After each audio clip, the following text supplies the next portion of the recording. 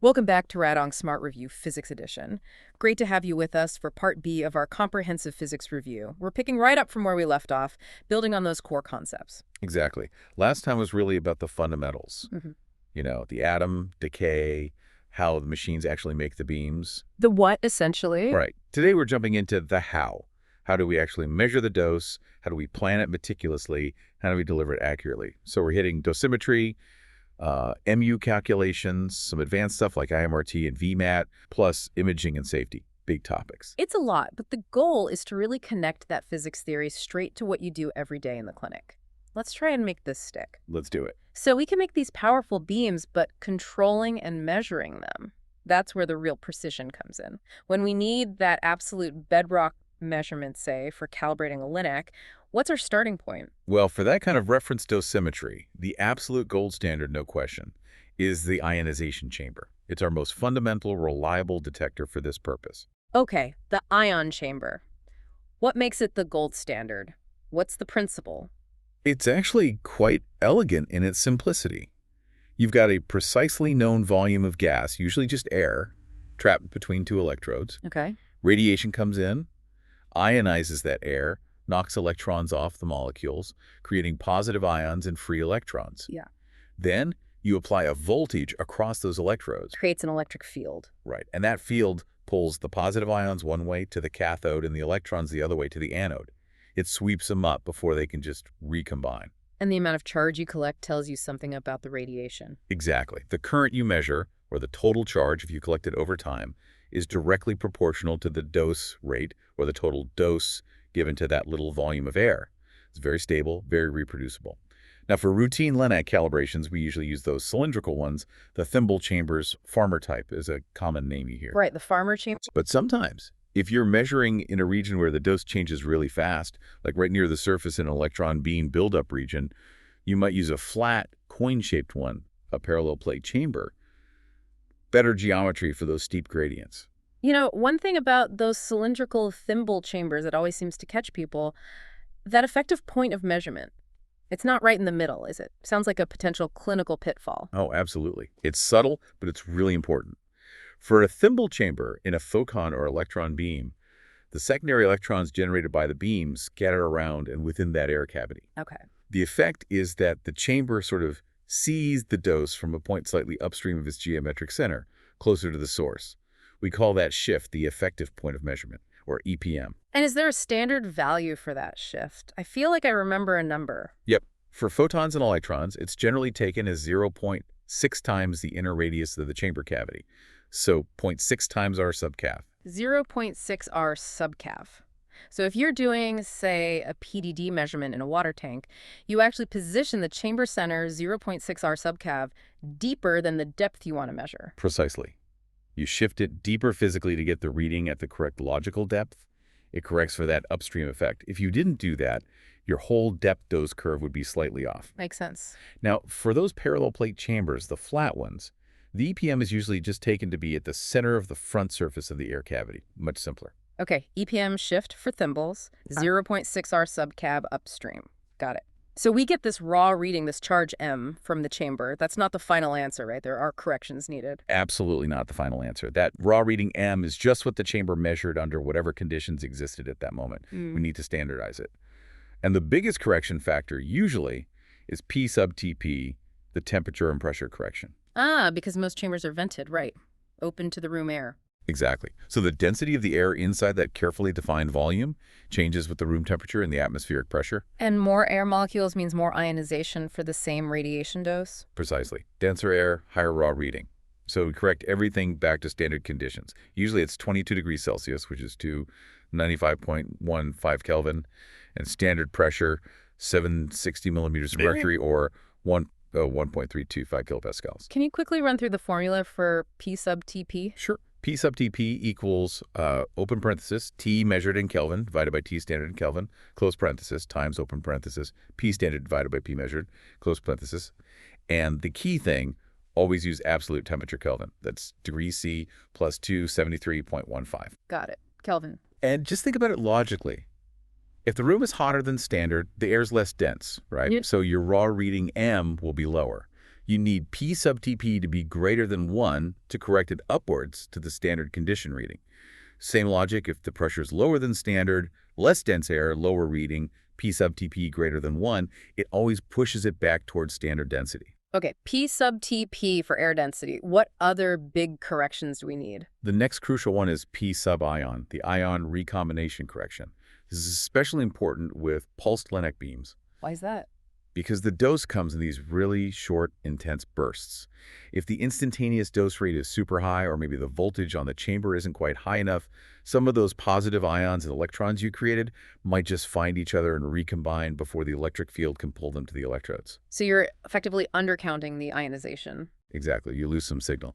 So P sub ion corrects for this loss. It's always greater than or equal to 1, scaling the reading up to what it should have been with perfect collection. We usually figure out its value using a 2-voltage technique measure at 2 different voltages and extrapolate. Okay, recombination correction. And there was one more, P sub pol. Right, P sub pol, the polarity correction. Ideally, reversing the voltage polarity in the chamber shouldn't change the reading. But in real chambers, tiny asymmetries might cause a very small difference. P sub pol accounts for that, averaging out the effect. It's usually super close to 1.0, like 1.00 something. So our fully corrected reading is the raw reading M times P sub T, P times P sub ion times P sub pol. That gives us the true ionization in the air cavity under standard conditions. But we treat patients, mostly water, not air. How do we bridge that gap? Dose in air to dose in water. Ah, that is the elegant magic of Bragg-Gray cavity theory.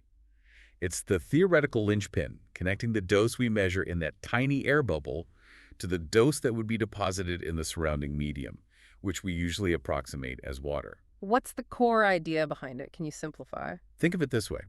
The theory says if your air cavity is small enough that it doesn't really disturb the flow of secondary electrons coming from the surrounding water. Doesn't change the electron traffic, so to speak. Exactly. If it's small enough not to perturb the electron fluence, then the ratio of the absorbed dose in the water to the absorbed dose in the air cavity is simply equal to the ratio of the average mass stopping powers of electrons in water versus air. Okay, so dose in water, dose in air, mass stopping power of water, mass stopping power of air. What exactly is mass stopping power? Mass stopping power, often written S over rho, basically quantifies how much energy an electron loses per unit mass density as it travels through a material.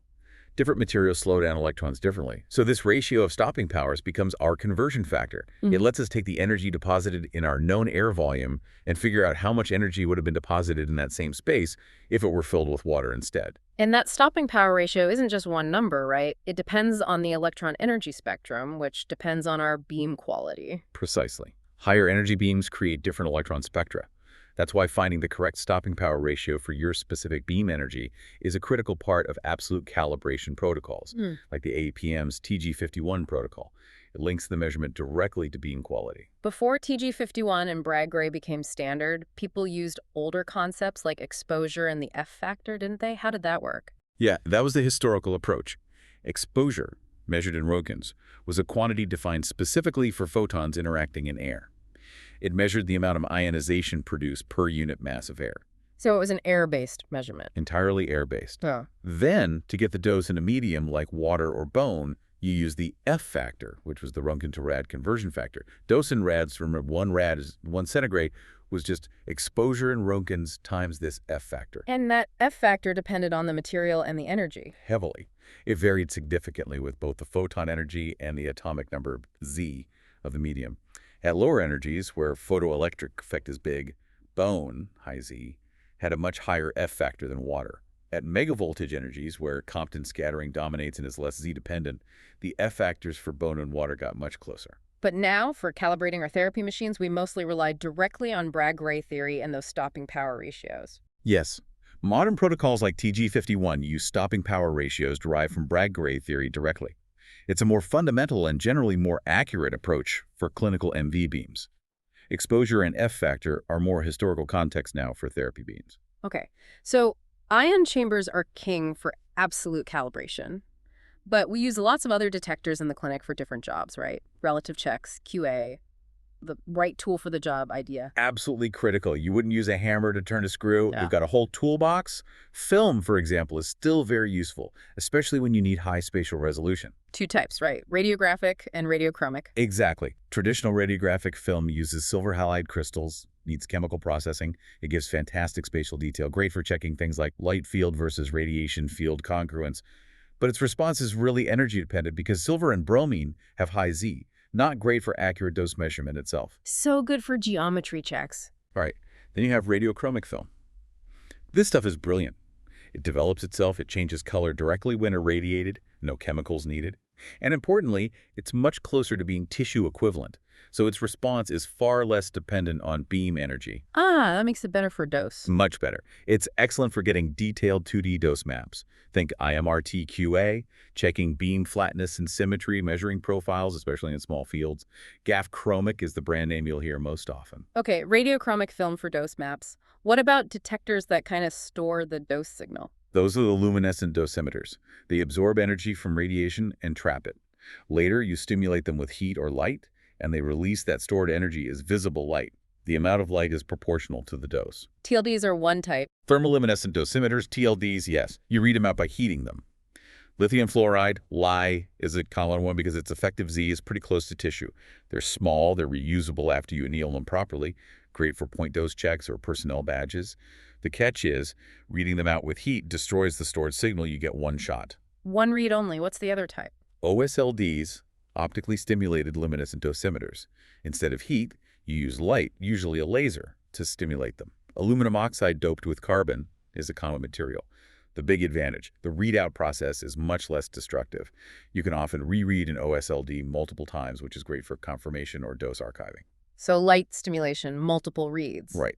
OSLDs have largely replaced TLDs in most modern personnel monitoring badges, like the Luxel badges. Okay, TLDs, heat, one read. OSLDs, light, multi-read. What about detectors that give us a signal right away, in real time? For that, we turn to semiconductor detectors. These are usually silicon diodes, or sometimes MOSFETs, metal oxide semiconductor field effect transistors, or even synthetic diamonds. Radiation hits the semiconductor, creates electron-hole pairs, and that generates a measurable current or voltage change instantly. What are they good for? Their big pluses are they're tiny, very sensitive, and give you that immediate real-time signal. Perfect for measurements in very small fields where an ion chamber would be too big, or for in vivo dosimetry, placing a detector right on the patient during treatment to verify the dose being delivered. Sounds great. Any downsides? Yeah, they have some significant drawbacks. Silicon diodes especially can be quite sensitive to beam energy and temperature changes. Plus, they suffer radiation damage over time, which changes their sensitivity, so they need frequent recalibration. Because of these issues, they're mainly used for relative dosimetry or consistency checks, not for absolute dose calibration like an ion chamber. Okay, mostly relative checks. And then, just briefly, the super high accuracy ones used in standards labs. Right, the primary standards. You have calorimetry, which directly measures the tiny temperature rise in a material like water or graphite caused by the absorbed radiation energy. It's the most direct dose measurement. And Frick dosimetry, which uses a chemical reaction, the oxidation of ferrous ions to ferric ions in solution induced by radiation. These are complex lab-based systems, not for daily clinic use, but they underpin the calibration chain for all our clinical dosimeters. So the overarching theme is clearly matching the detector to the task. You need to think about accuracy needed, spatial resolution, energy dependence, real-time needs, detector size. All of it. Using the wrong tool gives you bad data. Simple as that. Consider the field size, the dose gradient. You wouldn't measure an SRS cone output with a large Farmer chamber, for instance. Speaking of spatial information, for those really complex plans like I.M.R.T. and VMAT, where the dose varies intensity across the field, we need more than just a point dose or a profile. We need a 2D picture, right? Absolutely essential. You need to verify that entire complex dose pattern. That's where 2D detector arrays come in. These are grids, often with hundreds of tiny ion chambers or diodes packed together, or again, radiochromic film. And you compare the measured 2D map to the planned 2D map using gamma analysis. Exactly. Gamma analysis is the standard quantitative method for comparing two-dose distributions, like a measured one versus a calculated one from the TPS.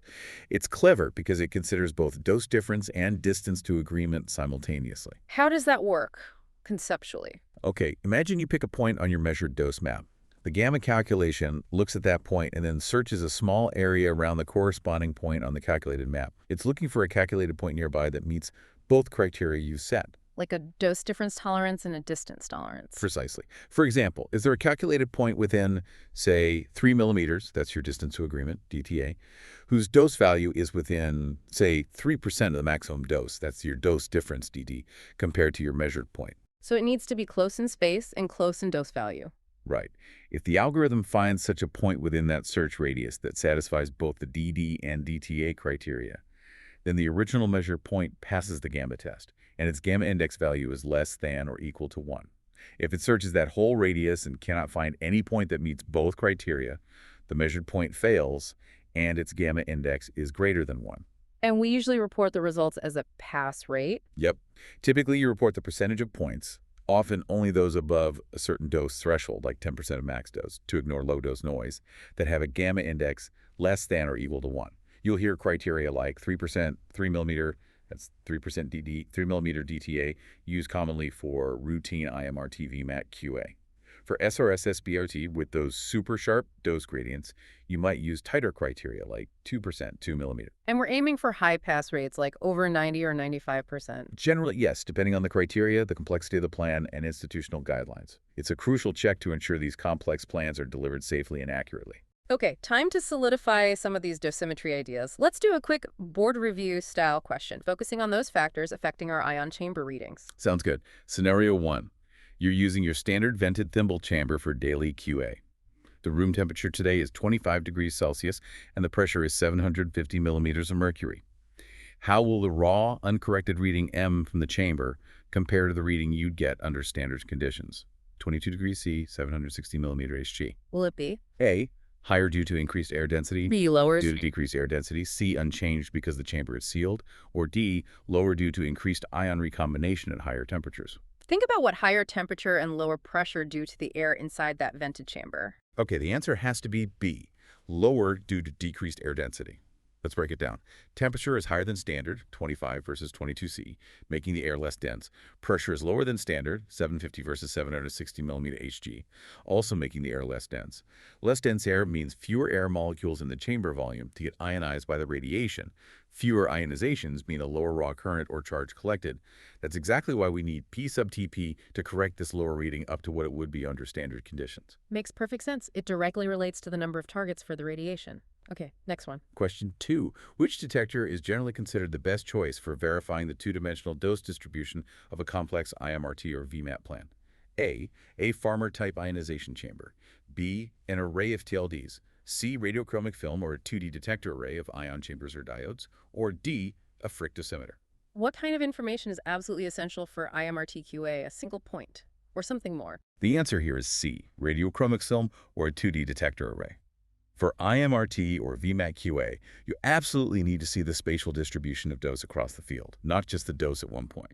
Film and 2D arrays are specifically designed for that, giving you high-resolution 2D dose maps. A Farmer chamber, that's a point detector. TLDs, you can make an array, but the spatial resolution usually isn't nearly as good as film or a modern diodian chamber array. And Frick is a chemical point dosimeter for standards labs. So for 2D maps, it's film or an array. Film or 2D array for spatial dose verification. Got it. All right, we know how to measure dose. Now let's talk about how that dose actually distributes itself as the beam goes into the patient or phantom.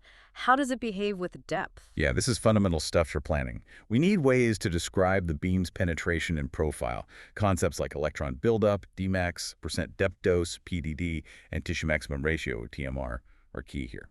Let's start right at the surface with high-energy photons. We know the max dose isn't right on the skin. There's that buildup region leading to Dmax. What's physically happening there? It's a really interesting process. Remember, MP photons are indirectly ionizing. They don't deposit dose directly.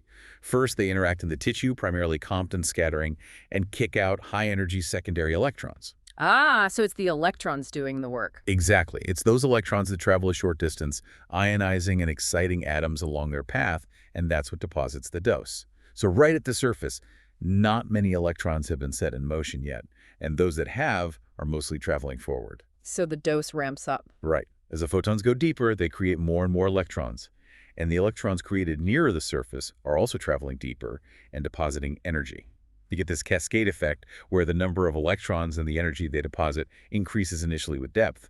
The depth where this deposition reaches its peak is Dmax, the depth of maximum dose.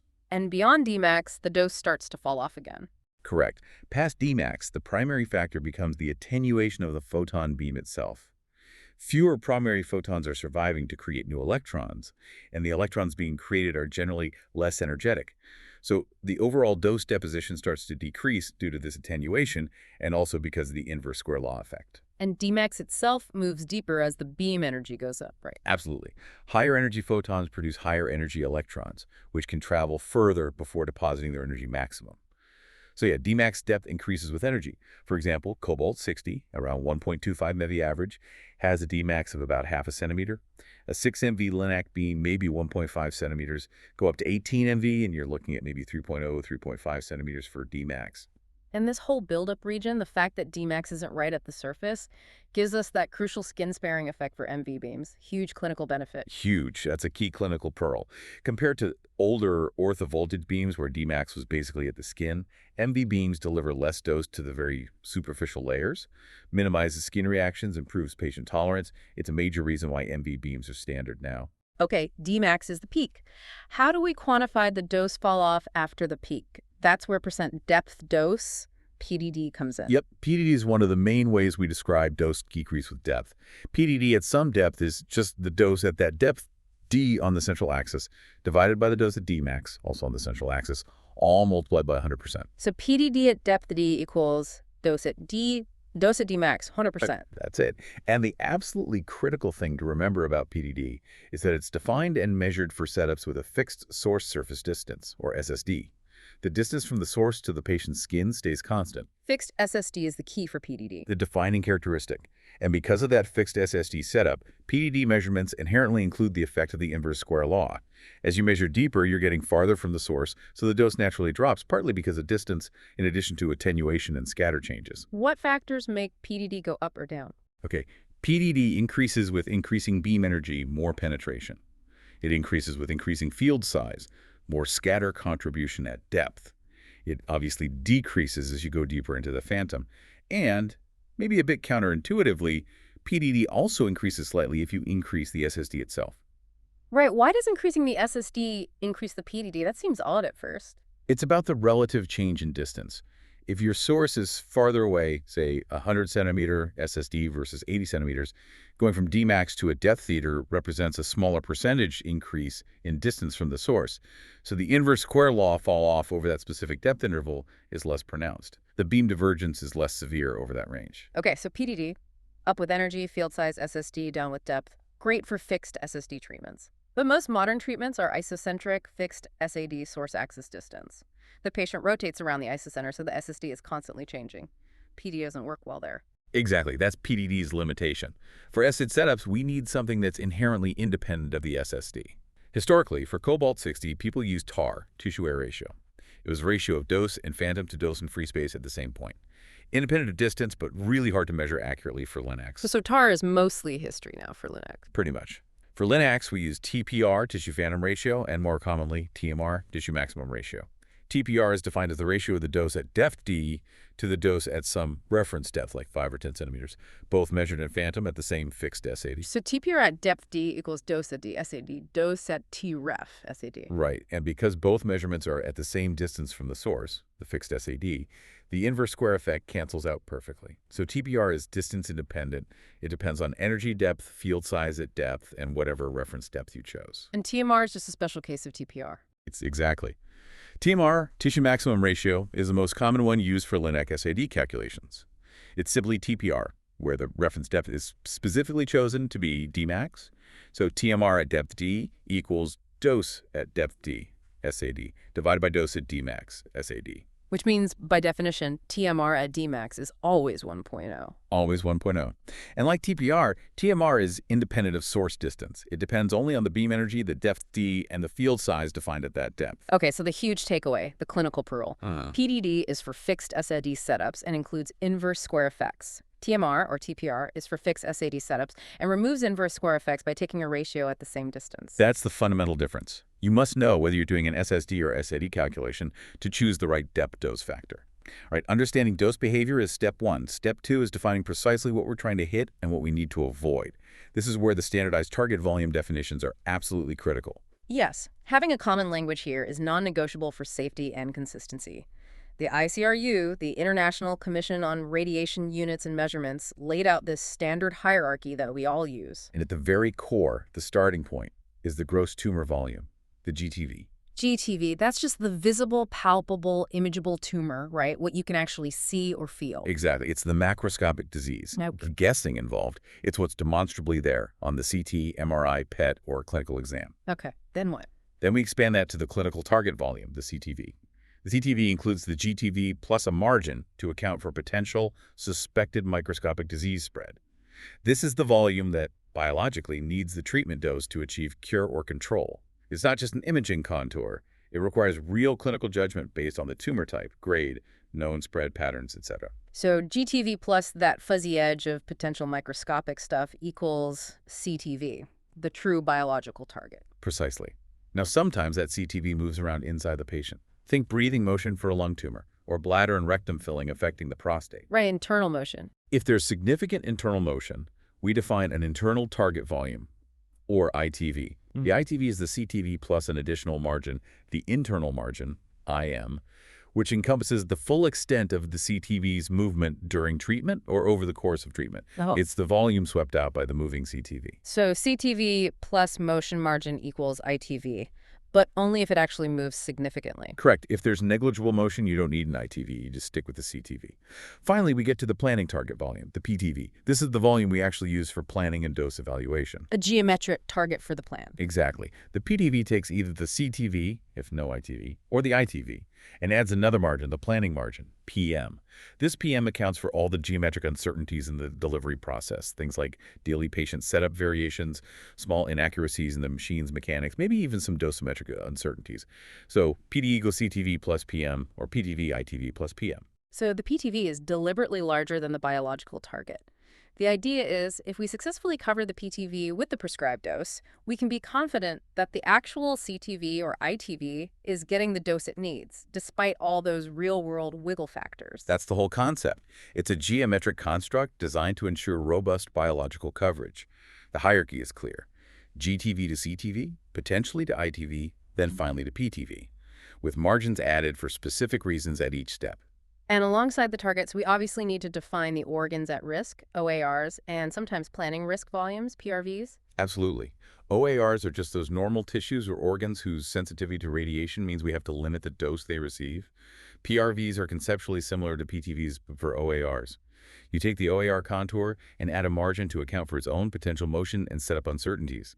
This ensures the actual OAR stays clear of unintentionally high doses. It's a safety margin for critical structures. Okay, targets defined. Now for the really practical part. How do we tell the machine how long to stay on? How do we calculate the monitor units, the MUs, needed to deliver the prescribed dose, DRX, to that PTV? Ah, the MU calculation. The absolute bread and butter of clinical physics. It's the bridge between the doctor's prescription and the Linacs output. The core idea is we start with the machine's known calibration output rate. Like 1 centigrade per MU under specific reference conditions. Exactly. Say 1 CGMU for a 10 by 10 field at Dmax, 100 SSD. Or maybe 1 CGMU at 10 centimeter depth, 100 SED. You have to know your machine's specific CAL conditions. Non-negotiable. Non-negotiable. Yeah. Then we take that CAL value and multiply it by a whole series of correction factors. These factors count for every single way the actual treatment setup differs from those reference calibration conditions. And the basic formula structure is? MU equals the prescribed dose, Yeah. PRX, divided by the product of CIL and all those correction factors. So MU equals DRX, CIL factor 1, factor 2, factor 3. Each factor adjusts the dose per MU delivered at our specific point of interest relative to the calibration point. And scatter is a huge component of those factors. Huge. We usually break down into two main types. First, collimator scatter factor, S sub C. This comes from scatter-off stuff in the Linac head flattening filter. Collimator's jaws, its value depends directly on the collimator jaw settings. Machine head scatter. Right. Second, phantom scatter factor, S sub P. This is scatter generated within the patient or phantom itself. It depends on the size and shape of the volume being irradiated at the depth you're calculating for. And sometimes they're combined into one factor. Often, yeah, you'll see total scatter factor S sub CP, where S sub CP, S sub C, S sub P, or even more commonly now, just output factor, OF, which usually combines both and is typically indexed just by the collimator jaw setting, the open field size. Okay, this brings us to that classic point of confusion. Which field size do you use for which factor? This comes up all the time. Guaranteed exam question territory. This is probably the single most common mistake in hand calculations. Let's nail this down. Rule of thumb. For factors related to head scatter, that's S sub C, S sub CP, or the output factor, oval OF, if it's based on collimator settings, you use the open field size defined by the jaws, the size before any blocks or MLC shaping. Head scatter depends on what the jaws are doing. For factors related to phantom scatter and depth dose, that's S sub P, PDD, or TMR, you use the effective field size at the depth of calculation. That means the size and shape defined by the blocks or MLCs projected to that depth. These depend on the volume scattering within the patient. Let me repeat that back. S sub C, S sub CP, output factor. Use the open jaw setting. S sub EP, TMR. Use the blocked or effective field size at depth. Perfect. Drill that in. If you remember that distinction, you'll avoid a world of pain in MU checks. Now, for those blocked or MLC-shaped fields, our standard tables are usually for squares. How do we handle non-square fields when looking up S sub P, PDD, or TMR? We need an equivalent square, right? Yeah, standard data is almost always for square fields. So for a rectangular field, say size A by B, or even an irregular MLC shape, we need to calculate an equivalent square field size that produces roughly the same amount of phantom scatter. And the common formula for a rectangle is based on area perimeter. S equals 2AB divided by A plus B. That's the one. S equals 2AB, A plus B. It's a good approximation for rectangular fields. For really weird shapes, the TPS uses more complex methods, but for hand calcs and understanding, 2AB A plus B is what you need. Okay, let's hammer home that field size distinction with another quick scenario. This is critical. Wait on me. Scenario 1, you're calculating MUs for an SSD setup. The field is shaped with custom blocks. When you go to look up the percent depth dose, PDD value, which field size should you use? A, the field size set by the collimator jaws. B, the blocked or effective field size at the depth of calculation. C, the area of the GTV. Or D, a standard 10 by 10 centimeter field size. Okay, PDD depends on dose deposition of the patient. What determines that scatter? It has to be B, the blocked or effective field size at the depth of calculation. PDD is all about attenuation and scatter in the phantom patient, which depends on the actual irradiated volume defined by those blocks or MLCs. You'd calculate the equivalent square of that shaped field at depth. Spot on. PDD uses the effective field size.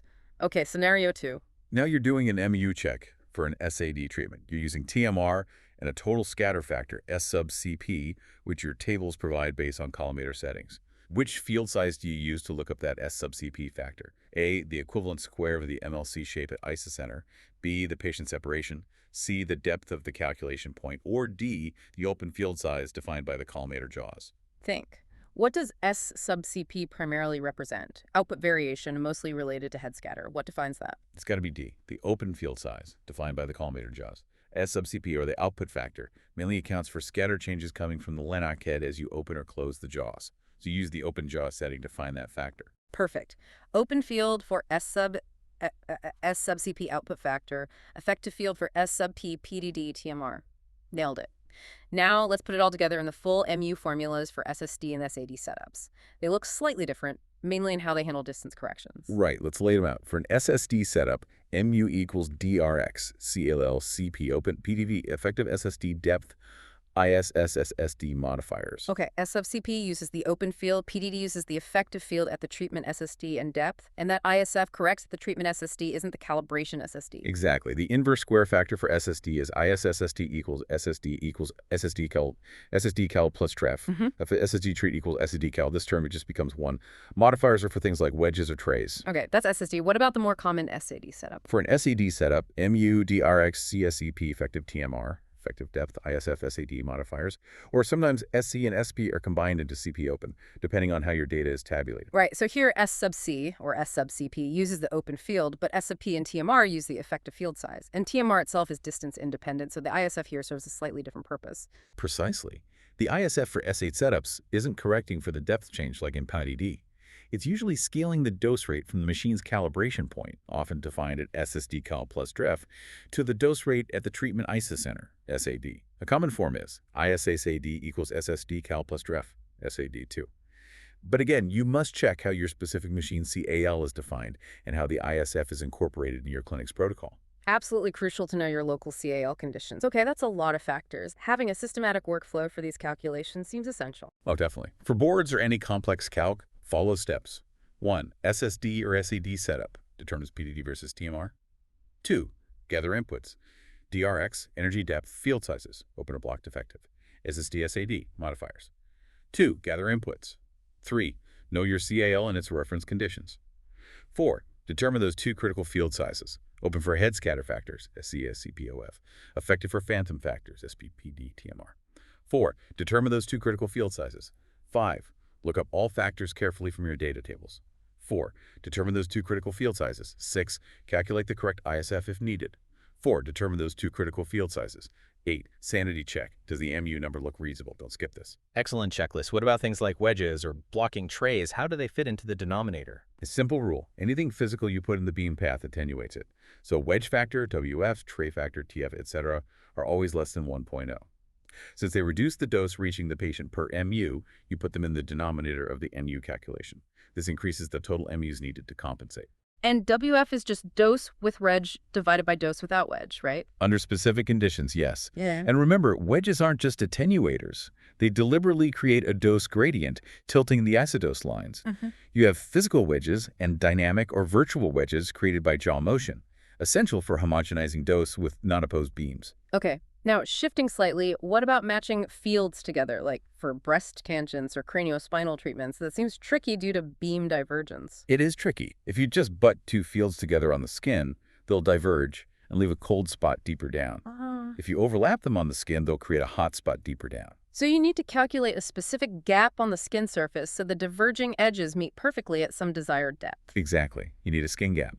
For two adjacent symmetric fields using similar triangles, the gap S needed is approximately S L12D SSD1 plus L22D SSD2, where L is the field length along the junction, D is the desired match depth, and SSD is the SSD for each field. Clever geometry. And using a half-beam block, setting one jaw to the central axis, really simplifies things for tangent matching, doesn't it? Hugely. A half-beam block creates a non-divergent edge right at the central axis. So if you align the central axis at two opposed half-beam blocked tangents, their edges match geometrically at all depths along that line. No complex gap calculation needed for that edge. But even with perfect geometric matching, the dose isn't perfectly smooth right at the junction because of penumbra and scatter. Exactly. You still have the beam's penumbra, the fuzzy edge, maybe some scatter variations, or even beam horns near the edge. These can create little hot or cold stripes right along the match line. Which is why we sometimes use feathering. Right. Feathering means intentionally shifting the junction position by maybe 5 millimeters or so every few fractions. Over the whole treatment course, this blurs out those small, hot, cold spots, averaging the dose inhomogeneity over a slightly wider region. Smart trick. So far, we've mostly talked calculations, assuming the patient is basically a bucket of water. But, of course, they aren't. We have lungs, bones, air. How do these tissue inhomogeneities mess with our dose distributions? Oh, they mess with them significantly. Ignoring inhomogeneities is just not an option for accurate planning anymore. Different tissues have different densities and atomic compositions, which drastically changes how the beam penetrates and how scatter behaves. Let's take lungs. Very low density, maybe 0.25 relative to water. What happens there? Two main things. One, less primary beam attenuation. The beam travels through the lung more easily, so the dose beyond the lung will be higher than a water calculation predicts. Okay, higher dose past the lung. 2. Less scatter generated within the low-density lung itself. This means the dose inside the lung, especially near the edges where scatter from surrounding tissue is important, can actually be lower than predicted. Higher beyond, lower within. What about dense bone, say density 1.6 or 1.8? Kind of the opposite effects. 1, more primary beam attenuation. The bone shields more effectively, so the dose beyond the bone will be lower than predicted. Lower dose past the bone. 2, potentially more scatter generated within the bone. Also, especially at lower MV energies, the photoelectric effect becomes more relevant in high Z bone, which can lead to a slightly higher dose deposition within the bone itself compared to water. More attenuation lower beyond, maybe higher within, so these differences can really skew the dose. Absolutely. And there's another critical effect right at the interfaces tissue-lung, tissue-bone. The balance of secondary electrons gets disrupted. You lose what we call charged particle equilibrium, or CPE. This causes dose perturbations, potentially significant under or overdosing, right, within a few millimeters of that interface. Really important for electrons hitting lung or photons near bone. So we absolutely cannot ignore these, which is why CT scans are standard for planning. Now they give us that density map. Precisely. CT images are fundamentally maps of X-ray attenuation coefficients. We display them as Hounsfield units, HU. Remember, air is about -1,000 HU, water is 0, fat maybe -100, soft tissue around +40, dense bone way up +1,000 or more. And the HU scale is linear with the attenuation coefficient, right? HU is 1,000 mu water. U water. That's the relationship. And the key step is the treatment planning system, TPS, uses a CT to electron density calibration curve. This curve is specific to the CT scanner and the KVP used. It converts the HU value of every single voxel in the patient's scan into its corresponding relative electron density relative to water. Ah, so that curve is the crucial link. It's the absolute linchpin. That 3D electron density map allows the TPS dose calculation algorithms, like convolution superposition or Monte Carlo, to accurately model the varying attenuation and scatter throughout the patient's actual anatomy. Without it, you're just assuming water everywhere, which can lead to big errors near lung or bone. Before accurate CT-based calcs, how did they approximate this? I've heard of radiological path length, RPO. Yeah, RPL was the clever workaround. It calculated an effective depth in water. You'd figure out the physical thickness of each tissue layer the beam passed through, say muscle, then lung, then muscle again. Okay. Then you'd multiply each thickness by that tissue's relative electron density. So RPL sum of NERO, really, remember, approximate densities, Right. lung 0.25, bone 1.6, 1.8, tissue 1.8. So you get a total water equivalent thickness. Exactly. You'd take that RPL value and use it as the depth set to look up factors like PDD or TMR from your standard water tables. It was an approximation, especially for scatter effects, but way better than ignoring inhomogeneities altogether. Modern TPS algorithms using the full 3D density map are, of course, much more accurate. #tag treatment techniques. Okay, let's pivot to some specific treatment techniques and their associated physics. Starting with brachytherapy, placing sources right in or near the tumor. Brachytherapy, yeah. A whole different world from external beam. Since we're handling radioactive sources, safety and regulations, especially from the NRC here in the US, are absolutely paramount, and the QA is intense. Especially for high-dose rate, HDR, afterloaders, which are so common now. What does that daily QA involve? HDR daily QA is critical, but for any patients. Check all safety interlocks door, emergency offs, console functions, check the room radiation monitor. Crucially, verify source position accuracy usually needs to be within ±1 millimeter. Check timer accuracy and linearity, and always do a survey after source retraction to make sure it's safely home in the shield. That ±1 millimeter source position check seems vital. Why so tight? Because the dose falls off incredibly fast with distance from a brachy source, think inverse square, plus attenuation. A tiny 1 millimeter error can mean a big dose error to the target or, critically, to nearby normal tissues. Precision is everything. Makes sense. What about less frequent QA? Monthly or quarterly, you do more expensive checks, full source travel verification, deeper timer linearity test, checking the source decay calculation in the planning system, testing backup batteries, and importantly, practicing emergency procedures like what to do if a source gets stuck. And there's a very detailed annual calibration by a qualified physicist. And checking the sources themselves for leaks, wipe tests. Absolutely. Sealed sources need periodic wipe tests, usually every 6 months when you first receive them, to check for any removable contamination. The limit is incredibly low, less than 0.005 microcuries or 185 becquerels. If a source fails a wipe test, it's considered leaking, and it has to be removed from service immediately, contained safely, and reported. Big safety issue. 0.005 microcuries, key number. What about patient release after permanent implants, like prostate seeds? Can they just go home? There are strict rules. The patient has to be surveyed. The NRC reg says they can be released if the total effective dose equivalent, TD day, to any other individual is unlikely to exceed 5 millisieverts, that's 0.5 rem, Often this is checked using a dose rate measurement at 1 meter, and patients get specific instructions about minimizing close contact, especially with kids and pregnant women, for a certain time. 5 millisieverts TD limit to the public. Got it. And emergencies. Stuck source, lost source. Everyone needs to know the drill. Stuck HDR source. Try the console retract first. No go. Hit emergency OS, secure the room. If trained and safe per protocol, maybe attempt manual retraction, shield if possible, notify a physician immediately, lost source like a dropped seed.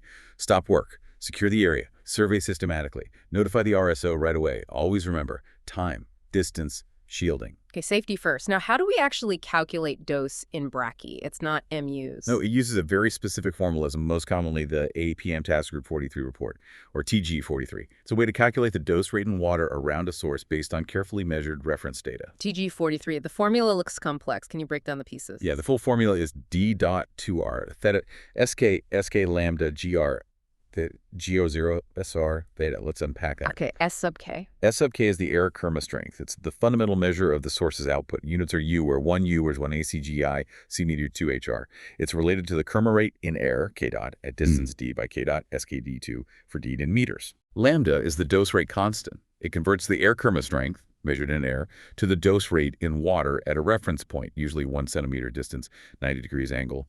Crucial air-to-water conversion factor. G, geometry factor. G sub LR, theta. Accounts for the physical distribution of activity point source, line source. Approximates 1R2 far away, a bit more complex up close. The formula uses it as a ratio relative to the reference point. G sub LR, radial dose function. Little g sub L of R describes how dose falls off along the transverse axis, 90 degrees, due to attenuation and scatter in the water beyond the simple 1R2 geometry effect. And FR, F theta. Anisotropy, FR theta, is the anisotropy function. Accounts for the fact that dose isn't perfectly spherical due to self-absorption in the source and filtration by the capsule. It describes how dose varies with angle theta relative to the transverse axis. So TG43 combines source strength, air-to-water conversion, geometry, attenuation, scatter in water, and angular dependence to get the dose rate anywhere. That's the framework. The TPS uses pre-calculated TG43 data specific to each source model to sum up the dose from all sources or dwell positions. And brachy itself comes in different flavors. LDR versus HDR, interstitial versus intercavitary. Yep. Low dose rate, LDR, is continuous treatment over days. Low rate, 2GHAR, often inpatient. High dose rate, HDR, uses a powerful source like iridium-192 via a remote afterloader for short fractions minutes at high rates. 12-year, mostly outpatient now, much safer for staff. And placement. Interstitial means sources go into the tissue, prostate seeds.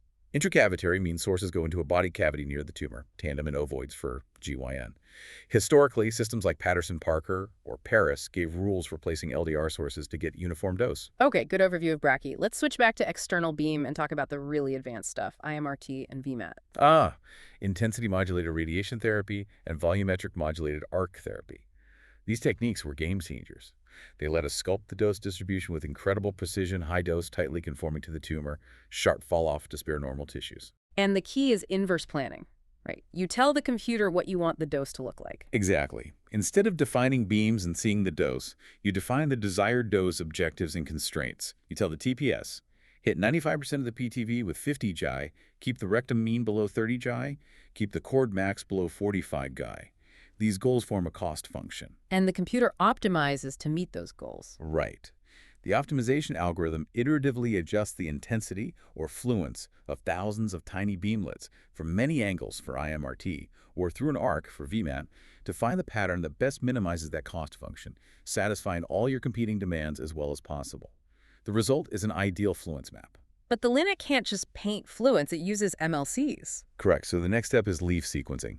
Another algorithm takes that ideal fluence map and translates it into a series of deliverable MLC shapes and associated MUs. This can be static step-and-shoot segments or continuous sliding window motion. It has to respect all the MLC physical limits, speed, travel, transmission. Optimization finds the ideal. Leaf sequencing makes it deliverable. That's the flow. And VMAT is essentially I.M.R.T. delivered during gantry rotation. It modulates intensity by simultaneously varying MLC shapes, ghost rate, and gantry rotation speed all through the arc.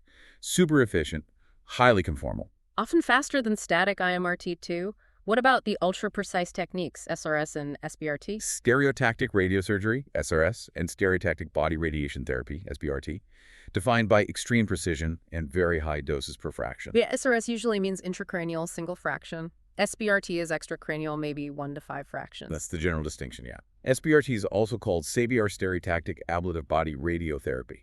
They both share key features: incredibly high geometric accuracy, very steep dose gradients outside the target, and delivering biologically ablative doses per fraction. What makes that possible? It's a whole system. Advanced imaging for target definition, sophisticated immobilization, like rigid frames for SRS or body frame vac bags, plus image guidance for SBRT, using many converging beams or arcs, often non-coplanar, very tight collimation cones or micro-MLCs, and absolutely rigorous QA. Energy choices, FFF beams. Often intermediate energies like 6 or 10 MV. Flattening filter-free, FFF beams, are popular because they offer much higher dose rates, shorter treatments, and have a forward-peak profile that can be advantageous. And there are different machines for this. Several platforms. The Gamma Knife is the dedicated SRS machine, around 200 cobalt-60 sources focused on one isocenter. Uses a rigid head frame. Gives incredibly sharp dose fall-off, great for small, round brain targets. Then standard Linux adapted for it. Right. Linac-based SRS SBRT uses a regular Linac with add-ons. Can use circular cones for tiny targets, or more often MLCs, micro-MLCs, high-def MLCs, for irregular shapes. Can do static beams, conformal arcs, I.M.R.T. VMAT. Very flexible for different target sizes, shapes, locations, including extracranial. Can be frame-based or use frameless IGRT. And the CyberKnife? CyberKnife is a compact Linac on a robotic arm. Delivers hundreds of pencil beams from non-isocentric, non-coplanar angles. Its key feature is real-time X-ray tracking of the target, using fiducials or bone, with the robot constantly adjusting the aim. Excellent for moving targets like lung or spine, and it's frameless. Different tools for different jobs. But what's common to all is the absolute need for stringent QA. Winston Lutz tests, checking the coincidence of radiation, mechanical, and imaging isocenters are critical. And dosimetry in those tiny SRS-SBRT fields is challenging, requires special small detectors. Hashtag tag workup and imaging. Imaging is obviously central to everything we do. We talked CT for density mapping. What about MRI? What's its superpower? MRI strength is definitely its superior soft tissue contrast. Much better than CT for seeing differences in soft tissues, brain, head, neck, prostate, GYN cancers. Huge advantage there. Plus, no ionizing radiation. How does it work, basically? Manipulating proton spins. In a nutshell, yeah. You put the patient in a strong magnetic field, B0. The body's protons, mostly in water and fat, align with this field. Then you send in a radiofrequency pulse, B1, at the right frequency, the Larmor frequency. Knocks the alignment sideways. Exactly. Tips the net magnetization into the transverse plane. Then you turn the RF pulse off. Two things happen.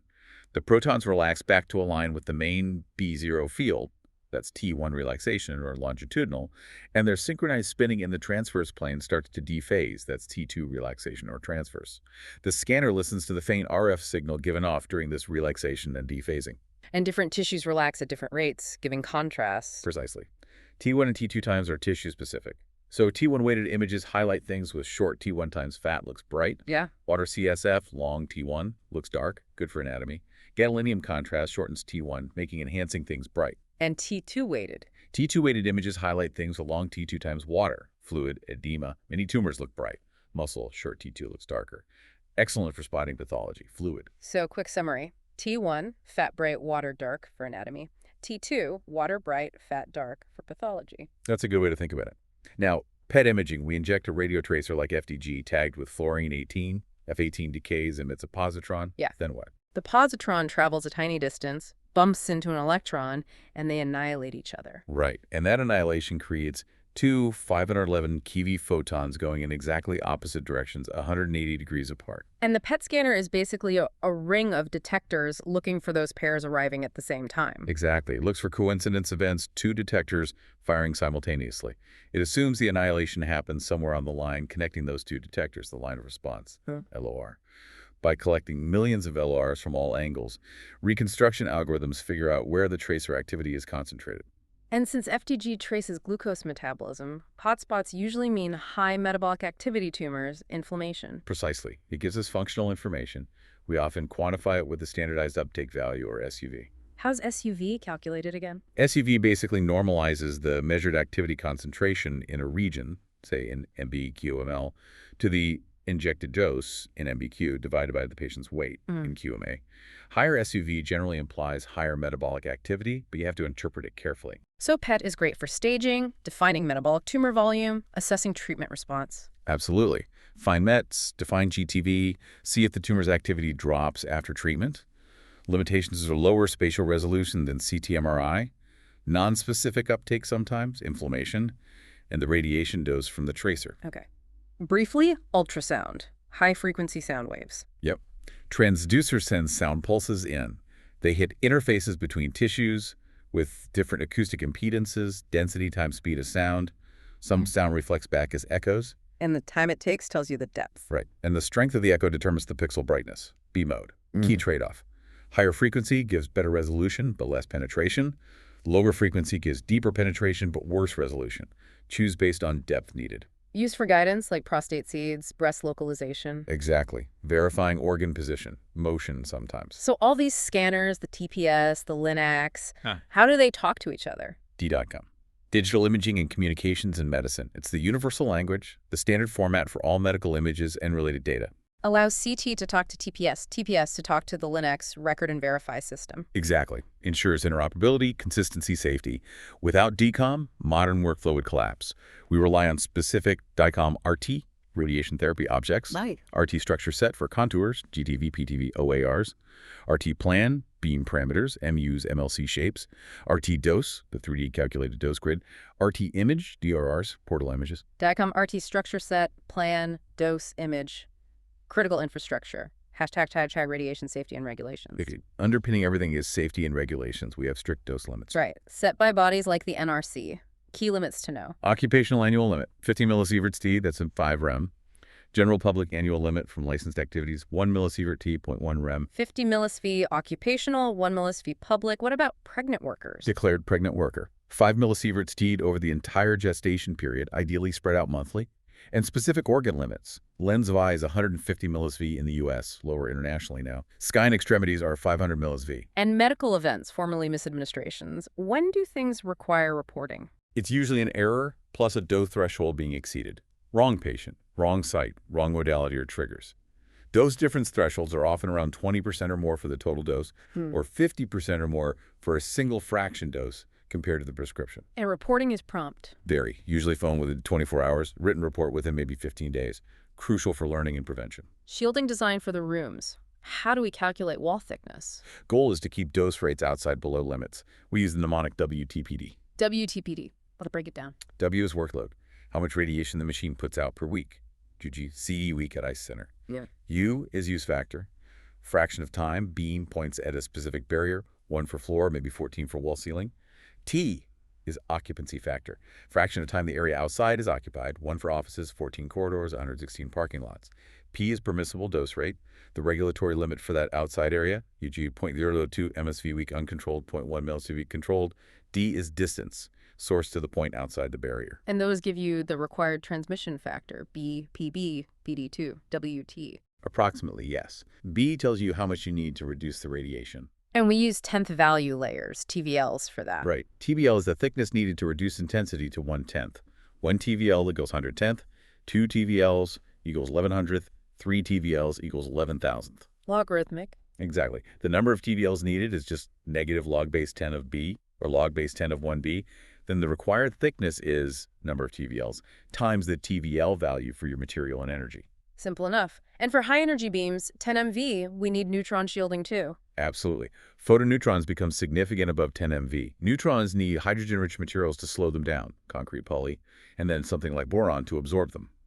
High-energy doors often have lead for photons and borated polyethylene, BPE, for neutrons. Hashtag tag submarine toolkit. Wow, okay, we have covered a massive amount of physics today, from basic dosimetry all the way through advanced planning, imaging, safety. We really packed it in, tried to link the principles directly to clinical practice, hit those key formulas, mnemonics like WUTPD, calculation steps, and some classic board review points. You know, truly understanding this stuff is what elevates practice. It's not just following protocols, it's knowing why. Couldn't agree more. It's the foundation for critical thinking, troubleshooting, and adapting as technology changes. Okay, so let's quickly recap some essential formulas for that mental toolkit. Hit us with the greatest hits. Radioactive decay, AT, AZE, lambda, ln to half 0.693, How? 1 TEF, 1 T phase plus 1 T bio, add reciprocals. Brachyerichroma rate, K.SKD2 for D in meters, BED and EQD2, LQ model, remember alpha-beta ratios, 10 Gi for tumors acute, 3G for late tissues, remember alpha-beta ratios, BED, 1 plus D, alpha-beta, remember alpha-beta ratios, EQD2 plus alpha-beta, 2 plus alpha-beta, MU calculation core, MU equals DRX, CAL output factor open, depth factor effective, ISF modifiers. Remember open versus effective fields. S is 2ABA, A plus B. Field size scaling. Size 1 dis 2 dis 1. Ion chamber PDP. PDP DSTD PMS. Crystal density. Radiological path length RPL. RPL sum de Rorelli. Lung 0.25. Bone 1.7. Tissue 1.0. Radiological path length at RPL. Hashtag outro. That is a seriously useful toolkit. You know, they always joke that you finally really understand radiation physics the day after you pass your physics board. And then you immediately forget half of it. Or maybe more. Hopefully less after reviews like this. Hopefully. But seriously, the foundations do stick. This isn't just about cramming for one exam. It's building that conceptual framework so you can think critically, solve problems, and keep learning as things inevitably change in the clinic. Exactly right. The technology moves fast, but the physics underneath stays the same. For more practice and resources, check out radonsmartlearn.com. And definitely subscribe to Radonc Smart Review for our next session. Thanks for joining us. Until next time, keep thinking critically. Here's one last thought to chew on. Why should we genuinely care about the subtle difference between perma and absorbed dose, especially when we're thinking about those tricky interfaces between tissues or inside the buildup region? Because dose is what matters. It's the endpoint. It's what we prescribe. What causes the biological effect? Understanding precisely how and where that energy gets deposited. Well, that's kind of everything in radiation oncology, isn't it?